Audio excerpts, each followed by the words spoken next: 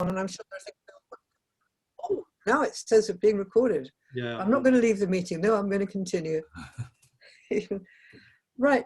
There's all kinds of interesting things there, and let's hope we can funnel them into the correct direction. Should we move on now and go to Martin? Martin? Leslie, sorry, just quickly, yeah. Thanks, Pete, for kind of reorganising the agenda so I could come on first. I've got to now travel by bike and by car to somewhere, so I'm going to carry on listening in, because you've got some really interesting speakers coming up that I want to kind of hear. So, but I probably won't be seeing me, so it'll be on blank. Well, thank you for what you've done for us. It's very interesting and very useful, as always. No, yeah. Well, and, thanks for inviting me along. Good stuff. Cheers. Thanks, Pete. Hi, Pete. Right. Okay. Now, Martin from Basingstoke. Yeah, thanks for that. I'll let me just play around with the technology and get screen sharing working. Pete, and thanks to Pete, that was fascinating actually, and that's really good, useful information there. Hopefully you can begin to see my screen. Yes, that's good. Excellent. If I can do that, I think we also, many thanks for inviting me along. Really, I think Pete was saying, could I just talk in 15 minutes? There's a huge amount to cover in 15 minutes. A little bit of looking back at what happened and looking forward about what will happen. And I suppose the key message in that bit is that post-FITS PV does work. And it does make sense, but only in a special set of circumstances. But those circumstances are not that special. There are lots of opportunities to make this work, and that's perhaps what I wanted to cover. And also, just perhaps going back onto that conversation we had, I'm truly also passionate about this getting our supply chain, our value chain, community led. So not just about the finance coming in and the ownership being community led, but also the operations, the management. And the installation of renewable energy systems, all being led by cooperatives, or if not cooperatives, at least some deep community involvement. So that's my passion, and I have this vision again, maybe in 10, 15 years time, the entire energy network of the UK will be community owned or cooperatively owned, but maybe I won't see that, but hey, we've got to start somewhere. So that's what I wanted to cover, just where we are, where we've been, where we're going. A little bit about us. We're an energy cooperative. We were set up about nearly 10 years ago now. We must be coming up to our 10th anniversary, really just to design and install renewable energy systems. And these are the sorts of organisations we've worked with in the community sphere. But bear in mind, we also do a lot of commercial work as well. So a lot of our work is working with commercial organisations, putting solar PV, heat pumps, renewable energy systems in. Hampshire Renewable Energy Co-op, which John and I worked with many, many years ago, which was to try to build the largest renewable, the community-owned wind farm. Not quite successful, but that's coming back on the agenda. So maybe that was there. Made Energy is perhaps one of the biggest organisations we work through, our community energy cooperative based in Maidenhead, and now done, I can't remember, 10 or 12 projects, and we do a lot of the installation work for them. White Community Energy, where we did a lot of work in understanding the finances and the technical issues around putting a solar farm linked directly to a sewage treatment works. That's RCF funded. So a lot of stuff there. I think perhaps the thing we're most proud of is riding sunbeams. I don't know if anyone's come across that, but that's the project, the ongoing project to build solar PV farms along the edge of railways and to connect the railways network to community-owned renewables. That is a fascinating project. It's world leading. It's the first time in the world, anywhere in the world, that a solar farm has been connected to a railway network, railway traction network. And indeed, most of the technical work and much of the financial work was done by cooperatives, including Basingstoke Energy Cooperative. So we're proud of that one. So that's what we do. Sort of the sorts of projects you're beginning to see that we've done. I mean, you sort of pretty classic stuff. I mean, most of these are either on schools or colleges. I mean, there's one there which is on the local technical college, 100 kilowatts. There's another one, I think that one down here is the Peter Simmons College in Winchester, a ground mount. There is one commercial one there. The one to the top left, a heat pump. We've now been moving into heat pumps and doing deep retrofitting of buildings as well, which it's perhaps a subject for another conversation another day. We think community energy is difficult. Deep retrofitting of houses is order of magnitude more expensive and more difficult, but we're beginning to do that sort of work now.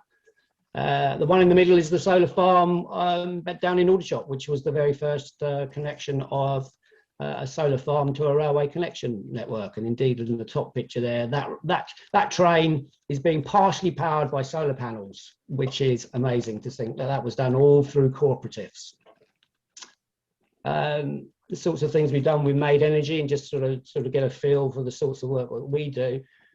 For Made Energy now, we've done sort of 3 or 4 major installations, starting with a local school, and then moving on to a large leisure centre.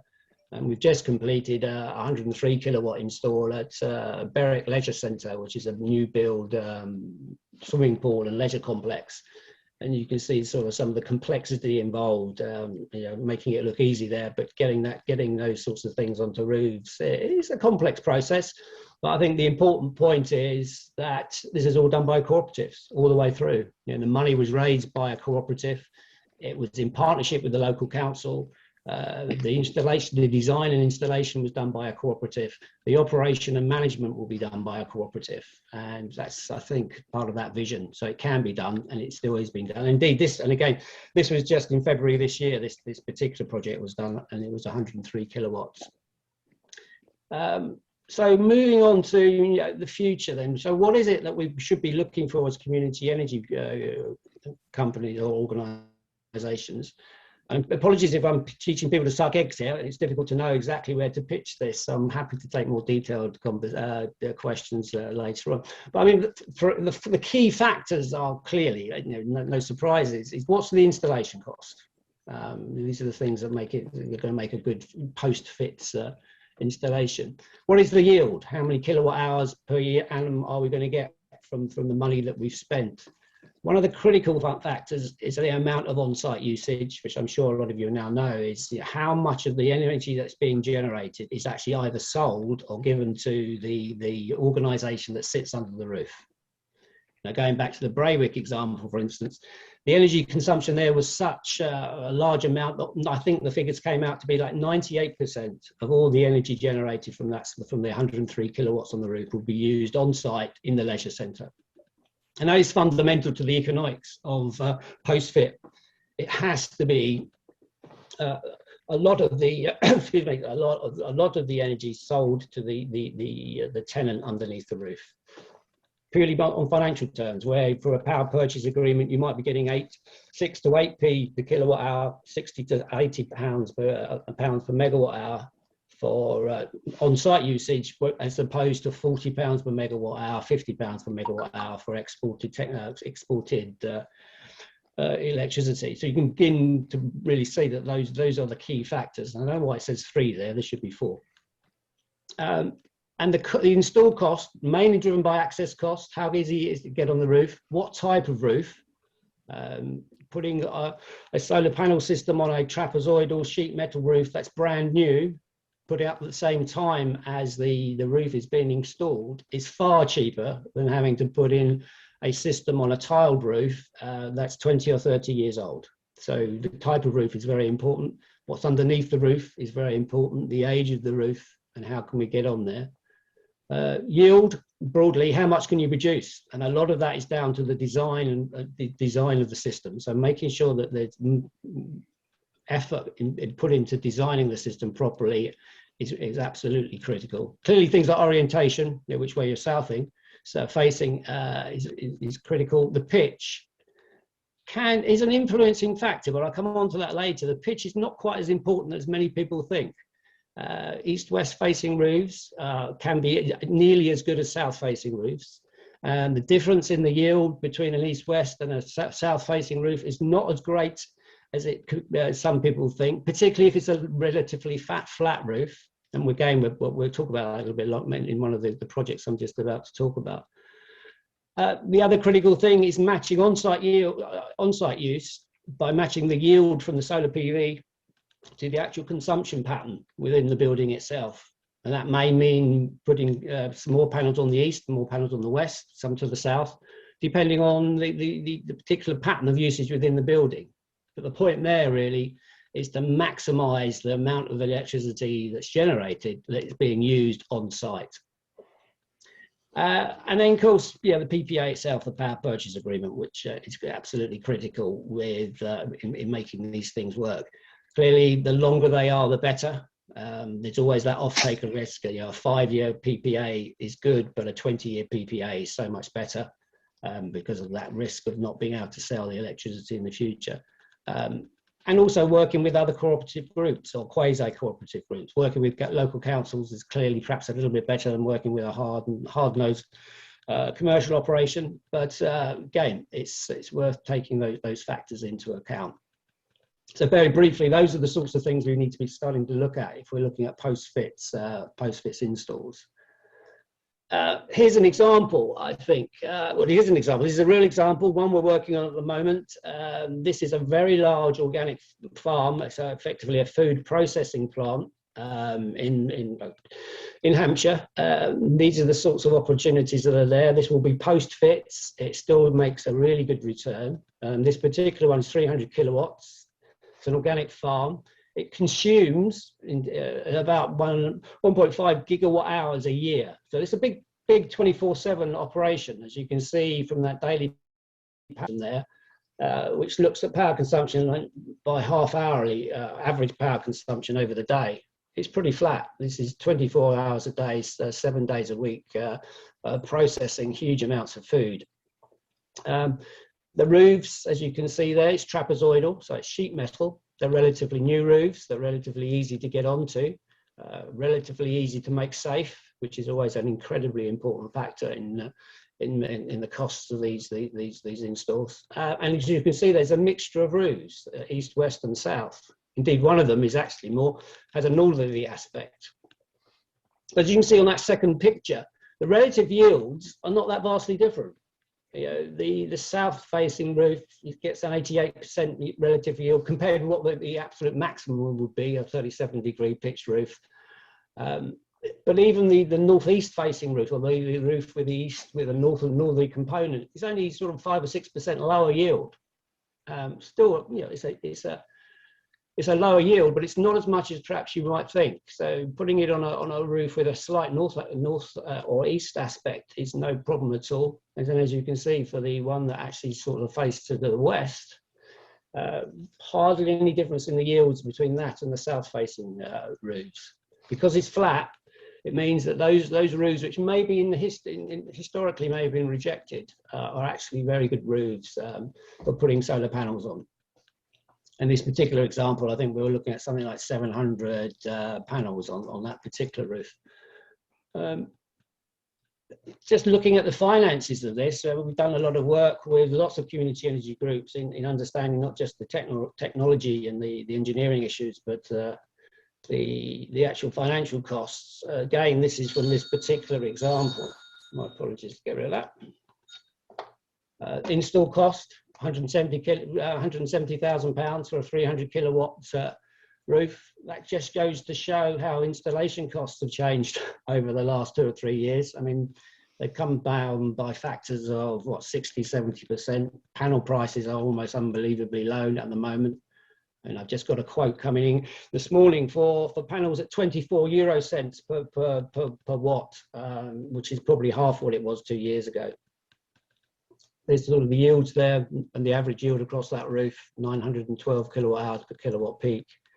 The yields, this particular one, because of that load characteristic we showed, how flat it was, about 99% of all the generation off this roof will be used underneath the roof in that factory, which is, you know, that makes a huge impact on the financial returns of these. We can go through those figures, happy to take more detail on those, more detailed questions. But for that sort of roof, if this was to become a real project, we're talking about 7 to 8 year payback, which is pretty good for a system of this size. The pre-tax internal rate of return, sort of an estimate there, but that's not bad. In fact, that's incredibly good for what you think is a relatively low risk-free operation. And this is probably best case rather than anything else. I mean, there's clearly some big risks there. No doubt there'll be questions on that. But if you can get a return of 10% on these sorts of opportunities, that's eminently financeable by a community energy project. And those are the sorts of returns we're seeing on the right roofs. Again, it's not every roof. It's really determined by those 4 factors that I talked about earlier. But those sorts of pre-tax returns are pretty good. In fact, they're very good. Those are the sorts of opportunities that are out there for community energy groups. And as I say, this is a community energy-led opportunity. It fits really well with the roof owner, as it's an organic farm with a very strong approach to sustainability as well. So again, it all begins to fit together quite well. So really, I mean, what do we need to summarise? And I know that's a pretty rapid canter through the issues. And as I say, more than happy to answer questions. I think we do need to work cooperatively right across the supply chain. You know, this has got to be about community ownership, community finance, community design, community install, and sort of linking on to Pete's back to Pete's conversation earlier on. It's got to be about community-owned retail as well. So the whole value chain is community driven. The other key factor, post-fix does work, but it only works in specialised cases, and these are the things I think are the key ones. And you know, it's got to be a good roof. It's got to be a relatively new roof. Sheet metal is the best, purely because the install costs are so much lower. Not just in terms of the material costs, but in terms of the labour cost of putting them on a trapezoidal roof. It's quicker, it's easier, it's safer, and the amount of material, the amount of mounting equipment is so much lower. South is absolutely good, as you'd expect, but on flat trapezoidal roofs, don't worry about going east-west even, particularly if that can begin to match the load a bit better with the yield. Designed to optimise the yield to consumption, again, that same point. As a rule of thumb, we're beginning to see that if you can get more than 70% of the generation used on site, then it begins to work from a financial perspective. But east-west roofs, and indeed east-west systems can work and do work, and we're beginning to see them working across the work we do. A long-term off-taker, I think people are already well aware of this, is that the longer the PPA with the organisation that sits under the roof, the better. Clearly, if it's someone with a 5-year lease on a building, they're not going to enter into a particularly long PPA. But if it's a new hospital, a new school, a new community centre, clearly those buildings are going to be used and are going to be used for quite some considerable time. So if there's a long-term off-taker with a long-term PPA, that's the ideal. Or if not, at least there are alternative off-takers. So are there other people nearby, particularly in the same industrial estate, for instance, who could be an alternative off-taker? And of course, no surprises, a good solid PPA is absolutely critical. So as I say, that's a pretty quick canter between through the post-fits solar. Happy to take questions and answer any questions after that. So as I say, please do ask and ask away. Many thanks. Oh, thanks. I like that quote too. Any questions? Oh, John. Can't hear you, John. Yeah, I'm just on mute. Thanks, Martin. Very fascinating. I was intrigued by 2 projects that you mentioned. One was the Network Rail lines. What's it called? Riding Sunbeams. Riding Sunbeams, and the other was the local authority schemes to electrify all their leisure centres. I'm aware in Wiltshire of the council following a similar line with the leisure centre, and of course we've got Britain's latest electric railway running through the county on an east-west direction, which gives 50% of it facing south.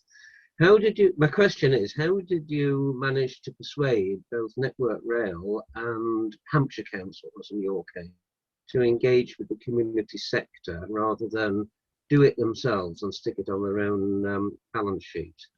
Yes. Good Yeah, I point. mean, it's just, let's take the two, the riding sunbeams one. I mean, a lot of work was done there by Community Energy South. I don't know if you've come across Community Energy South, an excellent organisation to become a member of. I think it covers the region going out to the west, and with Ollie Pendred, who did a lot of work with Bays and with Network Rail to actually get their sign up to this. And indeed, there was lots of, there's two levels of Bayes funding that went into this. There was the original RCEF study, which again, we were at the Basis Energy Co-op were heavily involved in.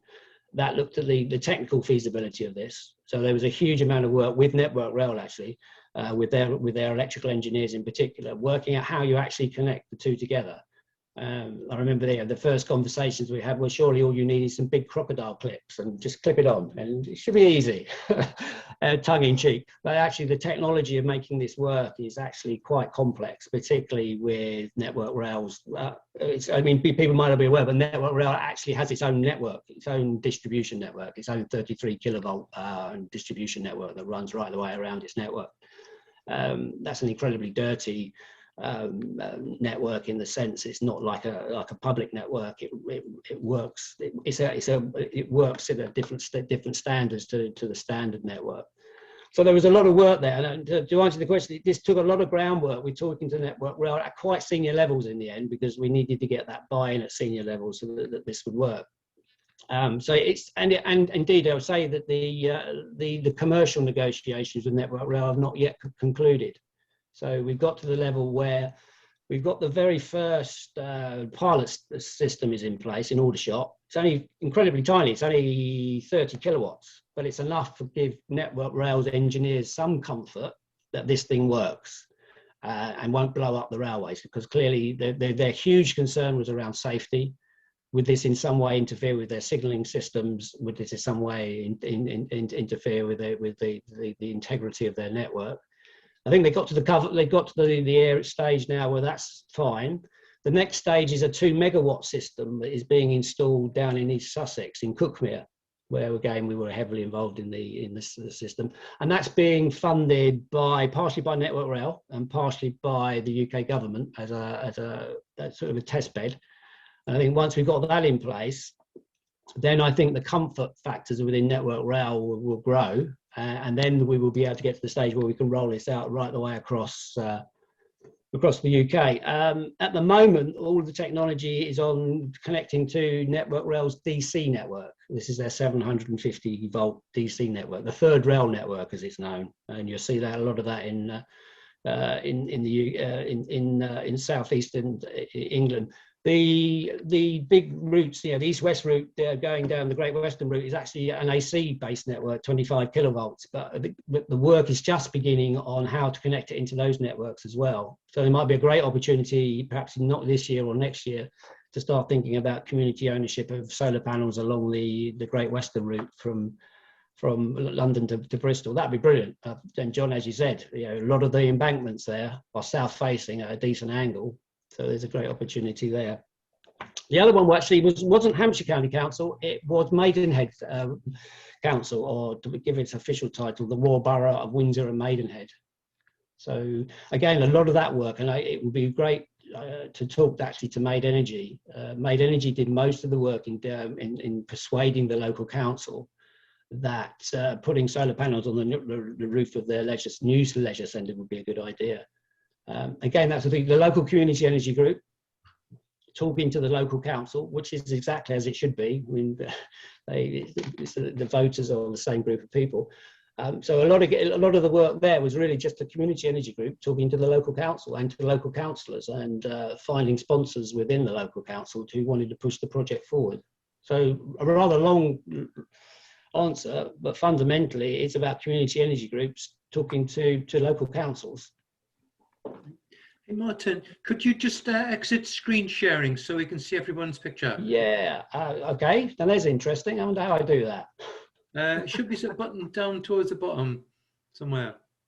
Move your mouse, it might show the button. Your screen. Got it. Cool. Right.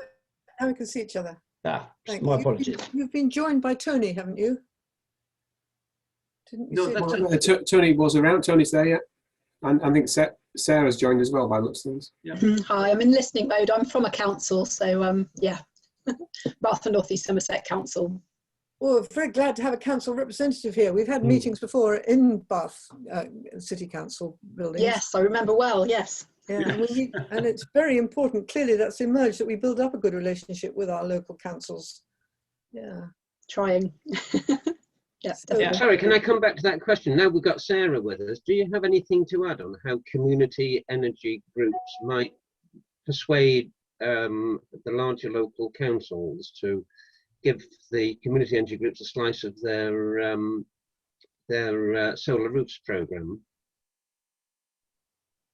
I think it's a tricky one. I mean, we certainly, obviously Pete's on the call today, and a few years ago, as early projects for Bath and West Community Energy, we had installations on 6 of our school roofs in one of our offices. With the kind of, I think there was a case there to be made for it being several things. I mean, firstly, just it's not a capital cost then for the council, which can be quite good. Secondly, we didn't really have the in-house capacity to install the panels ourselves, or the expertise or the desire really from the parts of the council that would do that. So I think, and that's possibly the case for smaller councils more than larger councils who might have kind of energy teams that are going about installing panels on their roofs. So I think that's something that community energy can really offer, is just to say, look, we'll just take care of this for you. I don't know what you'd say to that, Pete, but that was certainly an argument for us in terms of. Also, there's a couple of other things that local councils have, or local public authorities, not just local councils. They have buildings, which are great. They have a need and a desire to reduce their carbon footprint and their costs. And also they have access to cheap finance as well. So you start to put that together, and then you can build quite a good narrative with the local council to say, look, this is a great way of the local council to deal with its own carbon footprint. It's a great way of the council beginning to lower costs and or improve revenues, because the local councils can borrow at incredibly cheap rates at the moment. And if that money could be lent into community energy projects, it's a way for councils to actually increase its own revenues. Our own local council is making appalling returns on some of its investments, and could be making much better returns on investments in community energy. The other angle to play, I think, with local councils is this creates good quality jobs, good quality local jobs. And then in our own cooperative, we've got technicians with sort of basic qualifications right the way up to chartered engineers with master's degrees. So there's a whole range of high quality, well-paid jobs that could be created locally by the local councils getting involved in these sorts of things. So there's a good story that can be given to local councils, or why aren't they involved in these, not why should they be. Henry. Yeah, speaking as chairman of a small parish council in rural West Dorset, there's a lot of enthusiasm amongst our members to actually promote the climate change agenda. But realistically, the only thing that will facilitate this within our parish is local energy supply, so that we can sell locally. Good. I think it's the theme of the day. Tony. Just a comment about councils. I'm talking with John later, but I'm involved with one district council and a leisure centre. I don't know how many of you are aware of the public sector decarbonisation scheme. And this is causing problems within councils. They thought when it came out in September, there's £1 billion of grants available. That went out of the window very quickly. It was oversubscribed. There's still a view by councils that they will be able to apply for grants, but I'm not seeing any indication of more money coming on the agenda for the government. But if you're going to talk to councils, you need to be able to discount the public sector decarbonisation scheme as an opportunity, because until the money comes along, they're just wishing and hoping. And that means that community energy is beneficial as an alternative, but there's a lot of people in councils that still think the government's going to give them lots and lots of dosh. Yes, John, hello. One of our biggest problems working with local authorities with community energy schemes has been procurement. So what generally happens is that the community energy organisation comes up with a brilliant idea, and the local authority said, well, we can't just let you go and do it. I mean, it might just be something as simple as putting solar on buildings owned by the local authority, and the LA says we've got to do a procurement exercise, and then either they haven't got time or money to do it, or they run one which is so obviously Byzantine that the community energy organisation can't compete within it. And generally these things are, whether consciously or unconsciously, used as ways of pushing projects into the long grass.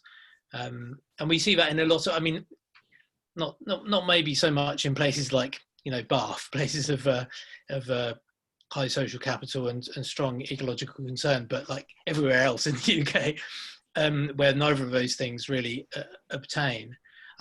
I'm really interested in ways people have got around this. I mean, one that I can chuck in is that we've managed to get one local authority to run it as a pilot scheme, and they did a procurement exercise for solar on the roof of a new school, but they scored a community organisation bidding higher than others. There was only one community organisation bidding, it won, great, tick. Has anybody got any others? Yes, John. John Halley might be familiar with this. Edinburgh Community Solar Co-op did sort of just battle through the processes that the City Council put in place there, which did involve competing, if you like, competing bids with other options. But eventually it wasn't then an issue of the council procuring every individual roof. The council adopted a programme of installs with the community option being the preferred bid. But as you're saying, you know, that took a lot of dedication with officers and particular members who wanted to support the community cooperative approach. You know, it wouldn't have happened without lots of effort on lots of people's parts to get the community's voice heard, get it a seat at the table. Then the co-op had to deliver on the commercial realities.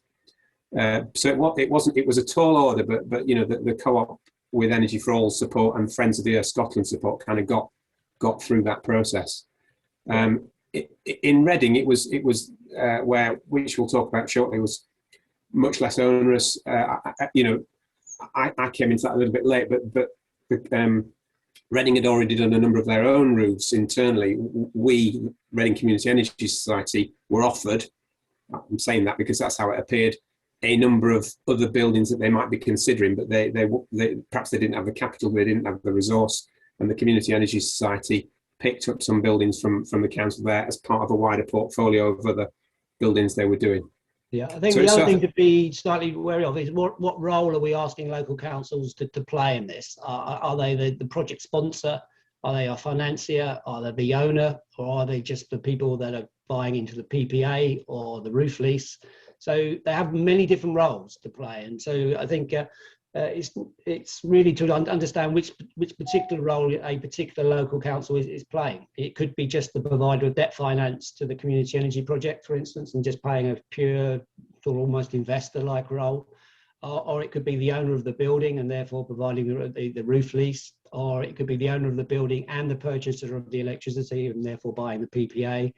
Or it could be running its own framework contract to put hundreds of schemes across all of its local schools, for instance. So there's all different sorts of roles that the local council can play. And I think it's understanding which of those roles your particular local council is interested in. Yeah, we need to build up a portfolio, don't we, of all the different opportunities, successful relationships that have already happened as we go forward. And a playbook almost, a shared playbook would be really great, wouldn't it? Yes, indeed. Pete West. Yeah, just to chip in there, John, I'm fairly certain Brighton and Hove and Energy Corp had a lot of schools through Brighton and Hove Council. They did a tender for about 50 sites, and I think about maybe half of them were awarded to the Corp and half to the private sector. Also for Sarah, I don't know what your take of it is, but even if you have got some expertise within the council to project manage solar installations, if you've got a national contractor, it's a 20-year agreement, and I know with someone should be muting. There's a bit of background noise. Sorry, I'm trying to stop that. Mute. Okay. Yeah. Everyone's muted. Sarah, what we've found in Dorset, we've got PV on now about 20 schools, 3 hospitals and community buildings. We've got a very, really good reputation because if there is any problems, we sort it out through our lease agreement at no cost to the site. If you've got a national contract, you know, really chasing up these companies over a 20-year period, you're in for trouble. Cheers. That's all. Yeah, it would be good to get, what was it, a playlist of everything successful that's worked. Yeah, I mean, that would be really interesting, I think, for local authorities too, because I think working for a local authority, I can attest that time capacity is always constrained. And so if there's, and knowing that another local authority has done something, like I was very interested in what John was saying about the fact that community energy was scored. There was obviously a criteria that awarded points for community energy through procurement. And that's something that could really benefit a lot of councils to sort of see that. So, well, how do they do that? And what kind of, how do they square that? When we've got a cooperation agreement with Bath and West Community Energy, which sort of sets out the legal basis by which we're able to kind of preferentially explore projects with BWC and Cambridge Community Energy. But still we get that question when it comes down to individual schemes. So yeah, I think a playbook, something like that would be great for councils too, if possible. So you were going to say, John, Hallie? Just a question for Sarah, really. Is it Sarah or Sarah? I'm not sure. It's Sarah, thanks. Sarah, sorry. Is it a local government association? I mean, what's the organisation through which one could organise that from the kind of LA's point of view? Because it's going to have a lot more weight if it's done through an organisation that local authorities look to than if it's done by, you know, our apex body like Community Energy England or something. I mean, it might be, I mean, one of them is APSI, the Association for Public Sector Excellence. I don't know if you've dealt with them at all. They've got APSI Energy, which has got quite a large membership of local authorities, and it's quite an active grouping. And they tend to do kind of reports and briefings on various topics that seem to be, and events that seem to be fairly well attended. So that might be one to collaborate with, perhaps. I think the LGA, I don't, as an energy person within the local authority, I don't have much interaction with the LGA. I don't think they've really got, they might have staff, but I'm not certain they aren't as high profile as APSI, certainly in my world. I can see that Pete Kapner wants to say something. Pete? Yeah, thanks. I was going to mention the cooperation agreements that Sarah just mentioned. I think that one of the bits of learning from our point of view is that, sorry, it's the David, you kind of a lot of background noise. It's really difficult to concentrate. Sorry. I think it's really important to, rather than just look at the procurement in isolation, but look at it as part of an ongoing relationship with the local authority. And I think unless you've built a relationship with the local authority, you're unlikely to get the local authority to do some of the things that we're talking about, particularly looking at preferential treatment. So I think that's the starting point. And I think if you can build a relationship and over time create that kind of sense of value, then the local authority is more likely to just go out of its way a bit in order to create those sorts of opportunities. And another example, as well as John's, of the preferential value, is that when we started, as Sarah said, we had a relationship with the local authority where they avoided the procurement process by effectively making the case that we were it was a unique opportunity to work with an organisation that was providing community benefit, and that there was no other mechanism to deliver that. And that worked because it was, I think, only looking at it from a franchise type opportunity rather than an actual transaction point of view, because they were looking to see whether they needed to go into procurement to effectively send out a letter to all of the schools saying, work with these guys. And and they came to the conclusion that they didn't, because we were the only people that could do it. So I think there is a case to be made there, perhaps not on where there's actual procurement in terms of transactions, but maybe where they're creating an opportunity. But just on John's point about the additional value, I do think this is why it's really important for us as a sector to be thinking about quantifying social value in a way that local authorities and others can then integrate within their procurement processes and actually recognise. So whether it's research or whether it's just the monitoring that we're doing as organisations, the more information that we can collect that demonstrates that value, that not just the community fund, but the wider social value as well, I think the more chances that we're going to have that sort of preferential added value procurement process. I think you're absolutely right. Right, sort of, and someone who's been through a number of council procurement processes as an installer, sometimes they are incredibly difficult for local organisations to get involved with, just by the mere size and the amount of information that's required. So for smaller local businesses, sometimes it's incredibly hard to compete against the big national installers.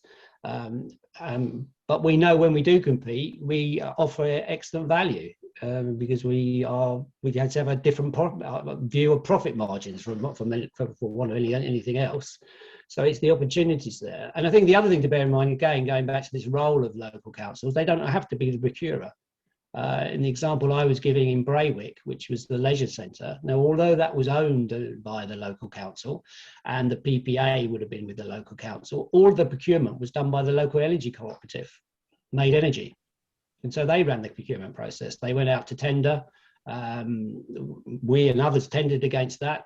There was clearly a sort of price as one of the issues, but not the only issue. Again, those sort of softer issues were there about how much benefit can you bring to the local community, other than what's quality, the quality of your work.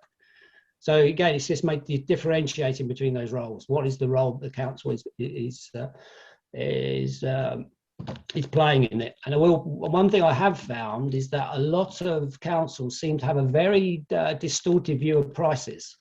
And I'm not sure where this view of pricing is coming from, but and I've seen this with our own council, when they do the initial business case analysis for solar PV, they reach the conclusion that solar PV doesn't make financial sense. And they do that because they seem to have a very sort of inflated view of what the cost of solar PV is. It seems to be based on the prices of solar PV of 2 or 3 years ago, rather than the cost of PV as it is today. As I indicated on that one we looked at, we're seeing prices as low as sort of 50, 55p a kilowatt for solar PV installs, whereas the local councils still seem to be of the view that these things cost £1 a kilowatt.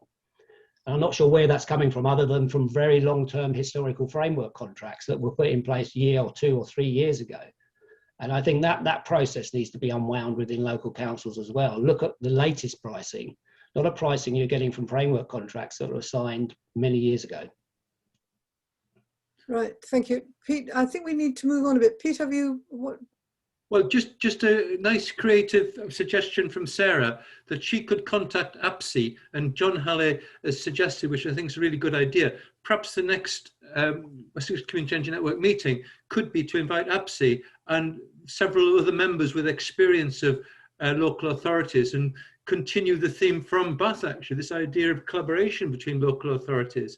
So we could maybe discuss that at the end, but if so, Sarah said she would contact APSI and ask them if they could give a speaker at our next meeting. I think that would be excellent. And I think if anything that we can collect together of our successful relationships with local councils or other people we know, there's a list. Martin's given us a list of all the ones he's worked with, and anyone else who wants to contribute anything else, perhaps we could assemble it and put it on a website or share it or whatever.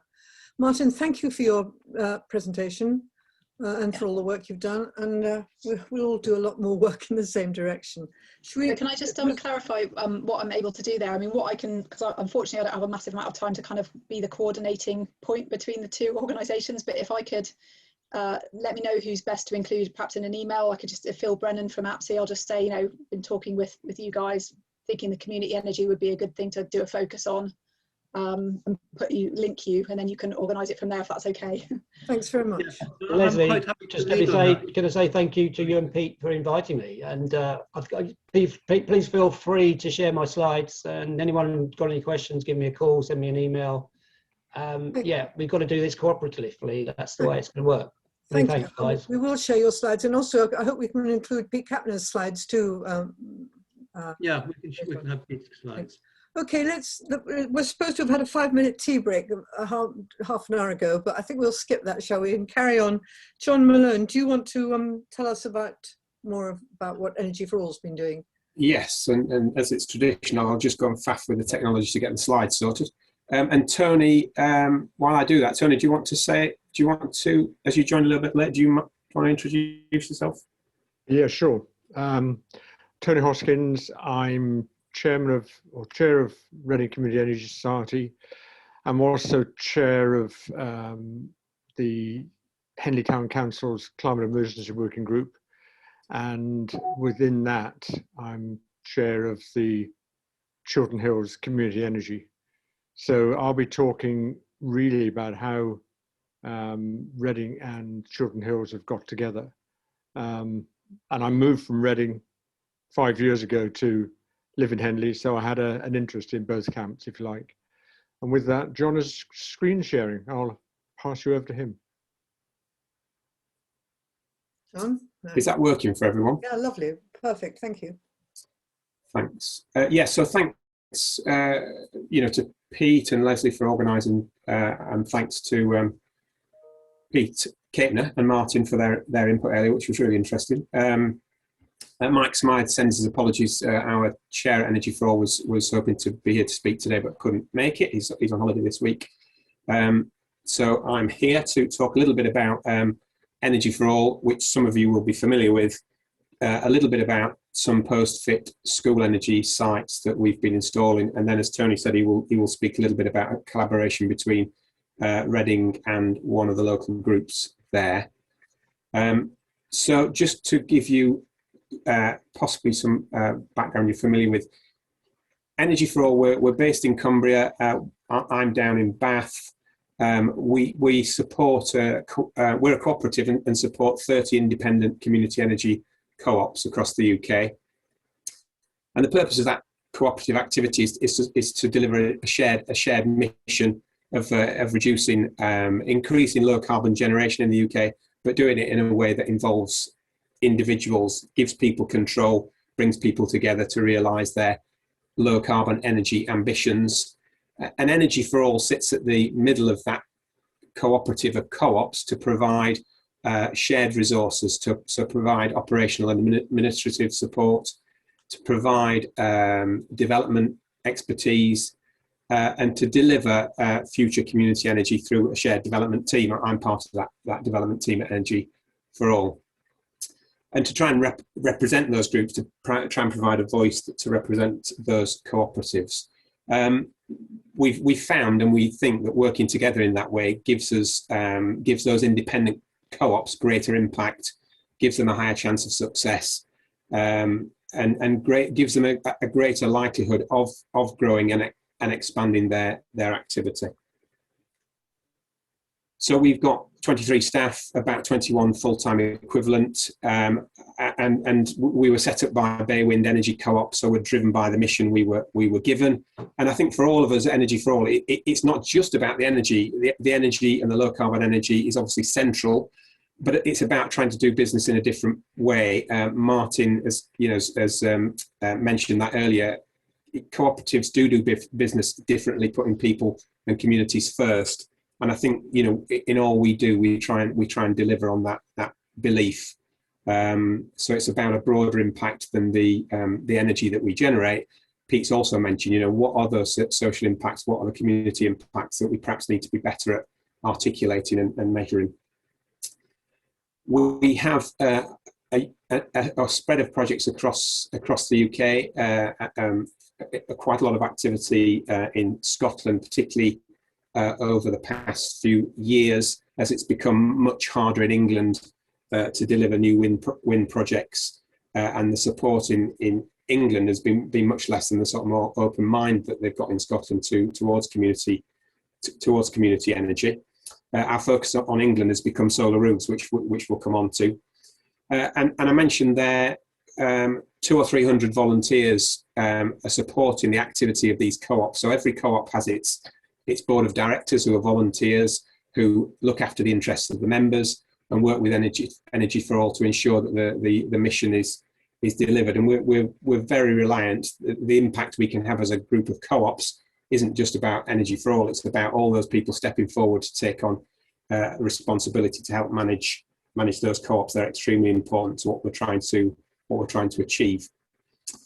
Oh yes, so we as we find ourselves now, we are trying to support those 30 co-ops. We're looking at some new projects, which I'll mention briefly, in new co-ops, but we're also very interested to hear from co-ops who maybe think that the support we can offer might help them, to ensure succession, to improve the longevity of the projects, and to provide support for volunteers that have kind of ground through the past few years. We are happy to talk to groups who might be interested in joining the Energy for All family of co-ops. Energise South did that recently, and prior to that, Repower Balcombe also have joined the Energy for All group. And if those co-ops are at a reasonable scale with ambition to grow, then we're keen to try and talk to them and help them deliver their ambitions, as I say. And just to give some specifics around what we've got going on at the moment, Scotland is a focus. We've got feed-in tariff hydro sites that we're supporting and looking to get built over the coming months and year or so. We've got share offers coming up in Kinloch Burvey and Loch Arbour, possibly one in Argyll. And we also have a solar farm in Scotland, which is a behind-the-meter provision of energy to an educational institute that is also the owner of the land where that solar farm should find a home. Further south in England, we're looking at extending solar roofs on existing co-ops at Wey Valley Solar, Schools Energy and Reading. And just to go into some examples, what I was pleased to hear from Martin is the critical factors. As he was saying, is he teaching his grandmother to suck eggs? But actually, we need to be clear on what we're trying to, the projects we're trying to identify that give us a chance to take them forward. And I think we're looking at all the criteria that Martin alluded to earlier. So I'll give some examples. Schools Energy Co-op has more than 80 roofs already installed. It has a reasonable critical mass at that, and now we're looking post-fit at meeting the criteria that Martin mentioned earlier. So currently, what we have, what we're working on, there's a 150 kilowatt roof at Godalming College. Some of the financial details are there, which again we can pick up in more detail if that's helpful later. And I think important there, the use of the energy that will be generated is 95% on site. A key part of the design of the system is how much of the energy will be used by the building on which we locate the panels. The way that Schools Energy Co-op works is to share back profit to the schools. So the issues around what the PPA price is obviously an issue for discussion, but there's a sort of protection mechanism where any surplus is shared back to the schools as their form of community fund, rather than a separate community fund being generated from any excess, any surplus that's generated. And the college there is projecting to save around £5,000 or £6,000 a year on this arrangement rather than buying from the grid. I'm not sure about the install cost there, Martin. What you might think, that 118,000 for that size of system, which seems competitive. The college is contributing a small amount towards one particular aspect of the install there, which also helps with the numbers. John, that's about 80p a watt. I can Still see high. you've got, happy to talk to you about that offline if you like. Yeah, that's interesting. I think I jumped from there. Yeah, we have a 270 kilowatt site at Tadworth Children's Trust. Martin can do the numbers on the pence per kilowatt there.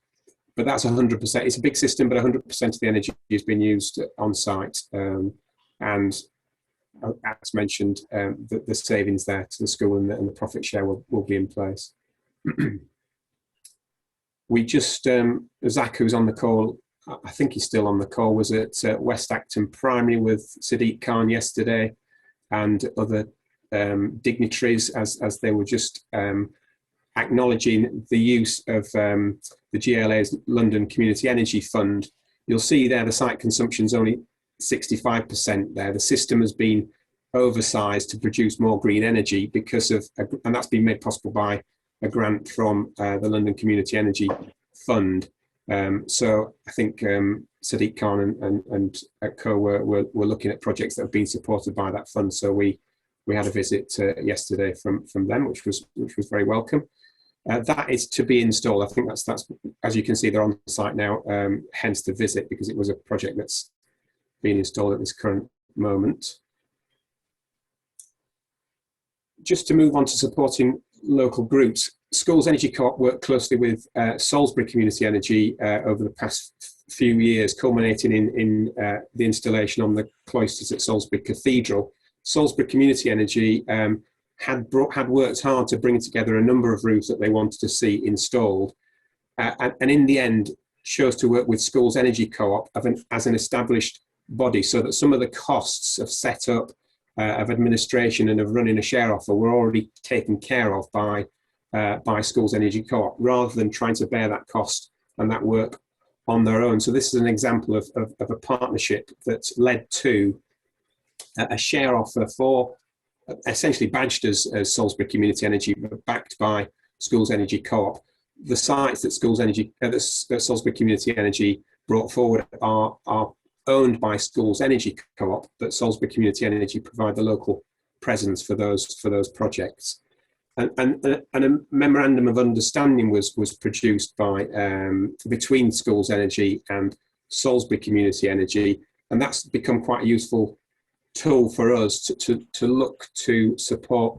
We finding it difficult to get off the ground and get started when some of the costs and burden of that process can be assisted by the established neighbouring community energy groups. I think part of what we want to go on to say with Tony's involvement is to encourage groups that might have a small number of sites to think about how they might work with a neighbouring established community energy group, or indeed established groups. Are there sites outside your normal area of activity that you could encourage to come on board with you and try and help share some of those costs and some of the learning that you've already gone through? I think I'm jumping onto Reading, so let me just check. I was going to touch on some of the things that Martin's already said around PPAs, around the sort of design of the systems and so on. So I think pretty much I can leave that and move on to ask Tony to speak about Reading and Chiltern Hills. Okay, thanks, John. As John said, I'm going to talk about Reading Community Energy Society and Chiltern Hills Community Energy, and also touch upon another neighbouring district council. Reading Community Energy Society has been established since about 2016, so it's in its 5th year. I came into it because I was involved initially on Reading Hydro, which is just now being installed on the River Thames. It operates as a community benefit society. So far, we've had 2 phases of shareholding offers, about £500,000 in all. We're continuing to raise funds for new projects. The buildings it's got currently, there are 22 of them. They include leisure centres, libraries, museums, schools, churches and community centres, 440 kilowatt peak generating capacity. What is relevant is what we've done is to start looking at, and it mirrors what Martin was saying, to start looking at buildings that would actually have a high user percentage consumption, and large buildings in that respect. So the type of things we're looking at currently are things like care homes, but also commercial installations, and actually considering how we may be able to help them, but actually ensure that we're going to get that high percentage utilization. If you can go back a moment before, John, I just want to touch on Energy for All. The key thing, John talked about the support that Energy for All gives to its communities. All the board, with the exception of John, are volunteers. You can't run a community energy society just by volunteers. And Energy for All is important for us, that they not only manage the share offers, and bear in mind they're a national body, so therefore the ability to attract shares is probably much greater than it would be if you're just a local community. But also they manage the installations and go through the tender process and so forth. And that's an important aspect. And we wouldn't be where we are today without having a body like Energy for All as part of our organisation. The other important thing is the council involvement. So let's go to that first of all. John talked about the Reading Borough Council being engaged in solar panels at the outset. We set this up in cooperation with the Borough Council, and we have, as it says, there's 2 permanent seats, nominated seats on the society board, which are held by councillors, and almost as part of this, they are seeing the Community Energy Society as a key partner in their climate emergency declaration. We've got, of those 22 buildings, there are 6 of them that are Borough Council owned locations. They've also invested £10,000 in shares with RCES, and that comes back to the point that Martin was making about the fact that they have gained very low interest rate financing, and this, in this context, was seen as being a very good investment for them. They're likely to support the next phase, the 3rd phase of installs, and it'll be a further £50,000 investment probably that they'll make, again, because it's a very sensible route for them to consider in their investment portfolio. The point about the key partner in the Climate Emergency Action Plan delivery, as well as the 2 councillors, we have the Sustainability and Climate Emergency Manager as an advisor on our board with regard to how we can look at climate emergency in the context of Reading Community Energy. And I think that link between a council that's concerned to take the necessary action in climate emergency and having a body alongside them with which they are associated is quite important. It's interesting to say that for most of our roofs, they are under license. For the Borough Council, we had to do it under a lease arrangement, and having that particular individual as part of the board meant that we could actually work through the change in terms of legal relationship probably better than if we try to do it ourselves. The other thing is that there are town councils around, one of which is Woodley, and that is actually part of the borough of Wokingham. But they themselves came to us, and we've got 2 leisure centre and council offices that are part of that activity. And again, it comes back to being able to have a dialogue with councils that have got declarations of climate emergency, and as a result are looking at ways to actually deliver that climate emergency. If we then go on to Chiltern Hills, if I may please. In my introduction to myself, I said that I'm also chair of Henley Town Council's Climate Emergency Working Group. The type of activity we're covering there is broader than just solar panels or renewable energy, although we have a scheme which is called Solar Streets, which you might know if you are based in places like Frome. This is actually a affordable solar panels for residential properties. So we've been promoting that. We've also been actively involved in electric vehicle charging points, and I've had a discussion very recently with Scottish and Southern Electricity Network, which is our local DNO. But what we decided to do was to form Chiltern Hills Community Energy. We actually interviewed a few bodies like Energy for All. I didn't want to just to go from Reading Community Energy to Chiltern Hills and say, right, we'll take Energy for All. I wanted my members to actually evaluate the alternatives, and we decided to go with Energy for All because in reality, Henley is quite a small area compared to Reading, and it would not be cost effective to incorporate Chiltern Hills Community Energy in its own right. So what we've done in terms of Chiltern Hills is actually form a partnership with Reading Community Energy. We've actually established a memorandum of understanding, and I was aware of its presence in the context of Salisbury that John discussed beforehand, that actually would enable us to take this step. And what's important to say is that there's another body, another large council that has taken the same step in conjunction with Reading Community Energy Society. So they own, as in Salisbury, as Chiltern Hills will own the relationship with the buildings, but the delivery of the administration centres, etc., is done via Reading Community Energy. In terms of what we're looking at in Henley, we've expanded it beyond Henley town itself into RG9 area. We're looking at commercial buildings. We're looking, I said, about care homes. We're looking at council buildings as well as community buildings, churches, YMCAs.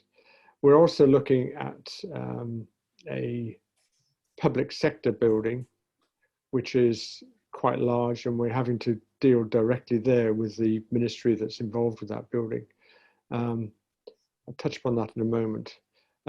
One of the benefits of being in Henley is it actually is classified as rural, so therefore we can look at our CEF funding for feasibility studies, and whereas Reading is not regarded in that context.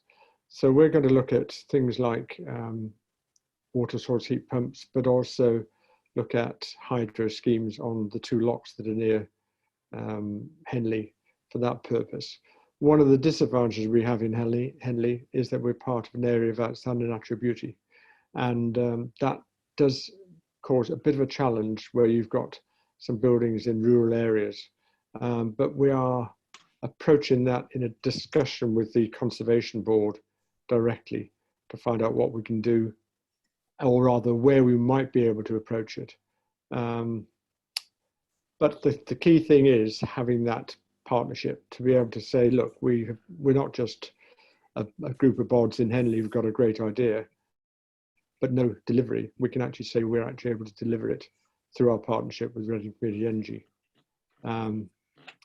And it may well be that after this discussion, John and I have got a discussion tomorrow with the ministry that I mentioned a moment ago.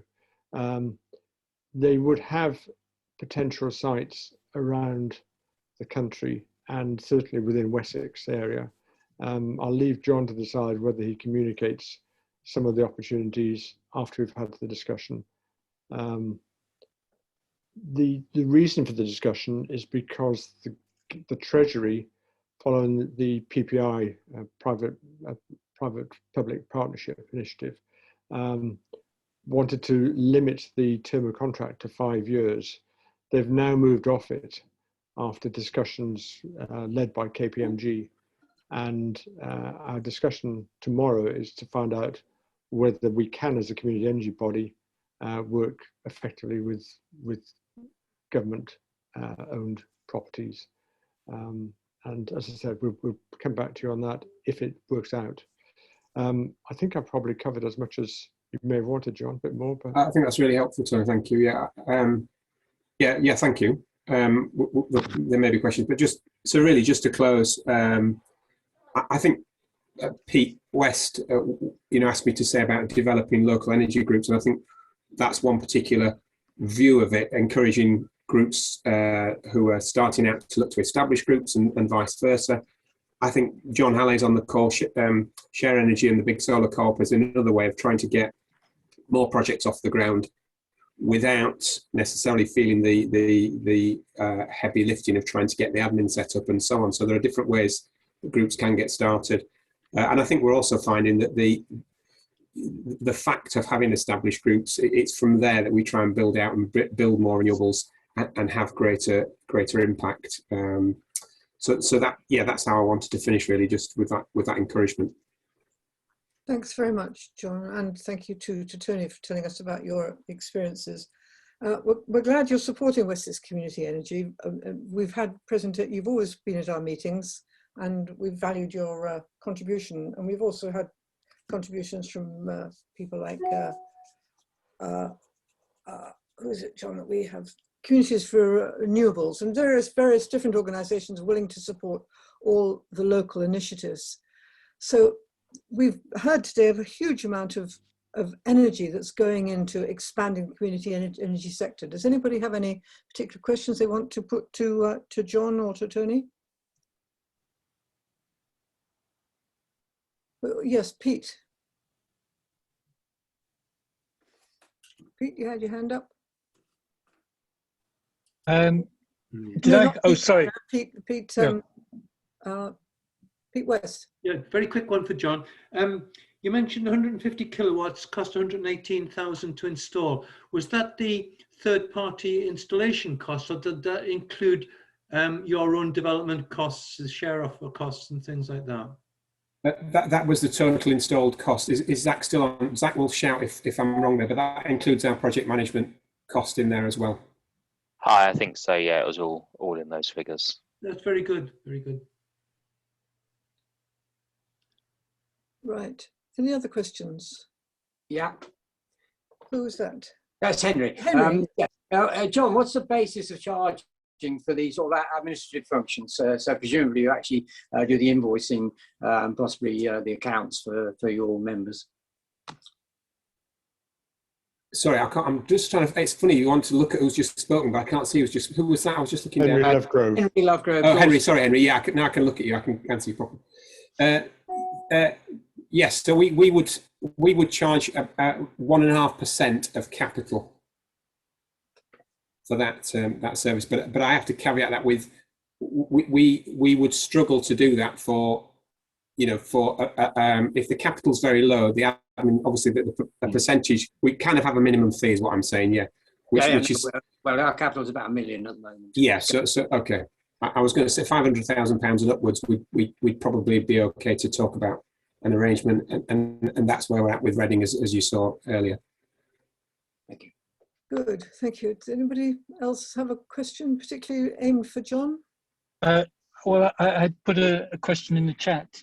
Okay. All right, please put a question in the chat. I can't. Yeah. Okay. So, well, I'm stuck. Oh yeah, now. That's you. Yeah, I saw that. Yeah. We can see the question in the chat. How does he deal with DFE SOS approval on school leases?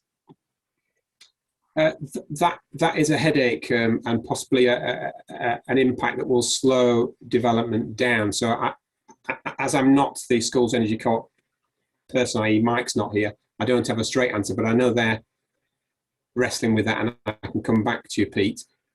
Not want to put Zach on the spot, but do you have anything further to add, Zach, or is it really Mike who's been dealing with those issues? Mike's dealing with trying to get that sorted out. Some schools are easier and less problematic than others. Some have a lot more independence, but yeah, something to resolve. You might want to speak to someone called Michael Bevan at Made Energy, who has a lot of experience in negotiating both leases and licenses. So slightly different animals depending on the school and their requirements, and whether it's an academy, whether it's a local authority school, etc. But I know has negotiated quite a few of those. I mean, my understanding is that at least the licenses don't work as far as DFE Secretary of State approval is concerned. It's got to be a lease. I mean, we've got quite a lot of experience of negotiating both, but it's the kind of additional hurdle of getting them approved by DFE. And as you say, it's only certain schools, depending on their status, that require it. But I've heard that some people have just ignored it and are just kind of just trusting that that it's not going to come back and bite them. And some schools seem to be fairly kind of free with that approach. Others are a lot more risk averse. And obviously, it's an issue for the community enterprise as well, in terms of how risk averse they are. And so I was just wondering whether people are taking a by the book approach to it generally, or some other approach. That's certainly what your description of how the schools approach it is what we're finding. Quite how Mike's dealing with that in Schools Energy Co-op. I'm happy to organise a discussion. Yeah. Pete, Okay. I think That'd be great. Really, I'm sure Mike's got lots of experience. That would be really good. I don't know whether, John, it's an issue that you come up with the kind of big solar co-op. Well, we sort of stay off schools a little bit because there's already 2 excellent UK-wide co-ops that do schools, and we feel that we exist to make solar work in places where it's not already working. The only place where community solar is consistently working kind of is schools right now, in a sense. But yes, we came across an interesting one the other day, which is that there is a subset of schools where this doesn't apply, it's very confusing, isn't it? But so schools that are owned by a local authority, it applies. Schools that are run by a local authority, irrespective of who owns them, it applies. Schools that are run by a trust, the DFE writ still applies, because in order to be that kind of trust, you have to accept a form of regulation, which means you put everything in front of the Secretary of State, irrespective of who owns the school. But schools which are owned by the diocese, we don't think it does apply. And not you just clear got to do, yeah. You just got to deal with the diocesan trustees, and this is a bit of a nightmare in themselves. But yes. Well, interestingly, Pete, we've got ourselves on so the Church of England did a procurement exercise recently to get a framework for solar installers or solar financiers, and we found out about this with 1 hour to spare. Applied for the early stages, have been through all the stages, and now Share Energy is the only community organisation on it. And what our pitch was, if you want to put solar on a church-owned property, your first port of call, because you're the church and you believe in more than just money, is to do it through community energy. So our pitch was, we'll first try and match you up with a local community energy organisation that's up and running. If there isn't one, we'll try and set one up using Big Solar Co-op. And if that's not the case, we'll try and find a decent installer, to quote sensibly, for you to finance. We've only had 4 through so far, so it's not sure. Well, that's brilliant. But if the floodgates ever do open and we start to get more of them, then I'll be coming back to to organisations like BWCE or Solar for Schools, or whoever we can work with to try and get these delivered by the community energy sector. And I think that brings me on something I just wanted to mention, which is I think there's a requirement for the people who are actively trying to do community solar to hunt together more than we have done previously in the UK. Yeah, totally agree. Share our information very well. And to give you one example, something that's massive on my radar at the moment, procurement of solar panels. There's a report, I'm sure most of you have read this report, and if you haven't, read it, even though it will make you weep. The Sheffield Hallam report from 2 weeks ago about who's making your solar panels and who's making the polysilicon that goes in. And the answer is, it is to some extent enslaved people, right? Now, history isn't very positive about Tate and Lyle, and we cannot be Tate and Lyle. That means that we need to create our own procurement routes. And this runs into something you were mentioning, Martin, which is, how can we make it cooperative end to end? if we go to our conventional installers, they're still giving us Longi panels, or they're selling it, or they're giving us Trina panels, or Jinko panels, or, you know, do any of these names ring a bell? Yes, because they're the biggest solar manufacturers in the world. They're all mentioned in that report as having a clear connection to forced labor in Xinjiang province. Yeah. They might try and sell you REC panels, which don't have that connection, but REC is wholly owned by the Chinese government, which does have a connection, right? Because they invented it. So this is something we have to take very seriously. And if we don't work together across the UK, we don't have the strength to do this. It's a moral imperative. We have to do it. Thank you. We've just been through a whole process with all of our wholesalers and supply chain, getting statements from them on their attitude to the use of slave labour. And it has mean we dropped quite a few manufacturers because they won't give us a response. But lots of the manufacturers who have signed up to the statements, to both the US and the European statements, are still named in that report. Yeah, no, you've named a couple of them, and then we're facing the same ethical difficulties. You know, what do we do with you know, we had an interesting debate last week about the use of solar edge technology, for instance, because of the ethical background to the way they manufacture some of their equipment, what they're doing in the West Bank and in Israel. And there's a whole host of issues around this. And you know, but I think the fundamental point is we need to work together cooperatively, where the whole value chain is run by cooperatives. And that's certainly where we want to be. I mean, our job is very simply highly focused. We do the installations, the design and the installations, and you know, the rest of us can all pull that together. But you know, it's very encouraging to listen to this, because it is exactly where we want to be. Is that community energy sector is end-to-end cooperative, end-to-end community. Which is a great place. I like that phrase that you gave earlier. Hunt together. That's what we've got to do. Come out of this, hunt together. And if we can share that information about the sourcing of the solar panels, I think that would be. I mean, I hadn't realized that before now. And the report you were talking about, I'd like to have a link to that too, please. Yeah. Okay, Leslie, I'll send you some of the statements we've got back from our wholesalers on this particular issue. Some of them are more encouraging than others, but it's so incredibly difficult to get to the bottom of it. Yes, thank you. Right, is there any more direct questions rising out of John's presentation? Or should we just, before we close, talk about what we're going to do in the future with Wessex Community Energy? Are you looking forward to, do you think it's worth us having live meetings again, perhaps hosted by nice people like Bath, who've now left us, or Wessex Water or others? Or shall we continue with Zoom? What are your feelings about the usefulness of Wessex Community Energy Network? The live meetings are inevitably better for the chat around the edges, for sure. I think it's really difficult on Zoom. Obviously, you know, everybody's talking about hybrids or mixing and matching. We're looking at it for our co-op AGMs. What do people want? And people are.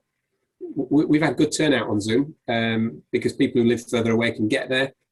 But I do think you sort of get ground down by too much Zoom and not enough meeting face to face. Yes, I think I agree with you. We've had some great meetings and I've met loads of very interesting and useful people, but it's in the chatting while you're having the coffee and things that you get those stronger links. Anybody else have any feelings? Pete, do you think we should then aim to set up a live meeting as soon when we're allowed to? There's a couple of issues, I think, Leslie. One is the network has got no budget. Dorset Community Energy sort of subsidised the last meeting in Bath. You know, it cost about £1,000 for that because of the food and everything, even though they provided the venue for free. So if it's low cost, certainly Wessex Water were very good, weren't they? Provided us a nice room and refreshments for free as part of their sort of community outreach, which is a good venue as well. It's good rail access to Bath. That could be possible for sure. The other thing, from my point of view, at the end of this year, I want to step down as secretary of the network, which, you know, as you know, we've all been working for free as volunteers. I think it's probably quite good that somebody else then pull some other ideas together. I do feel I'm getting a bit stale.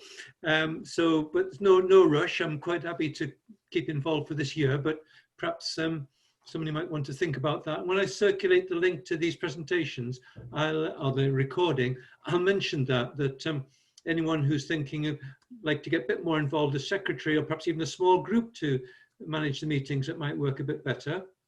That's a suggestion. But yeah, I do like that suggestion of a blended, I think, maybe alternating, something like that, because certainly I find this nice because I've met you all, or most of you, face to face, and it makes it much more real.